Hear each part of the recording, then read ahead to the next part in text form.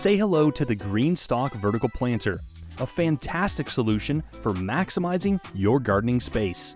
Whether you have a small patio or you just want to give vertical gardening a try, here is a step-by-step guide on how to plant and stack your GreenStalk vertical planter. To get started, you'll need the planter tiers, watering discs, the topwater reservoir, and some high-quality potting soil. Make sure to also have your seeds or starter plants ready. Begin by filling each tier with high-quality potting soil or mix.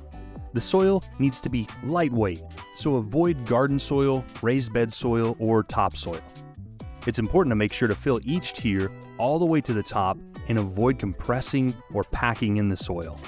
This makes sure your plants will have plenty of room to grow and get the nutrients they need. Next, plant your seeds or starter plants in each pocket. If you're using seeds, follow the instructions on the back of the seed packet. For starter plants, gently place them into the soil, making sure they're well positioned.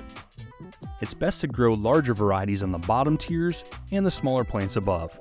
This way, they don't shade each other out. Now before assembling, wipe off the gray watering discs. These discs help distribute water evenly to all the tiers.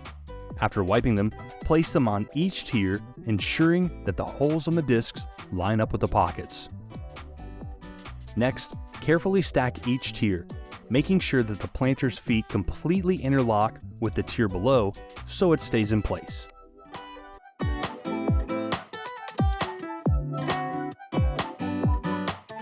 Finally, place the water reservoir on top.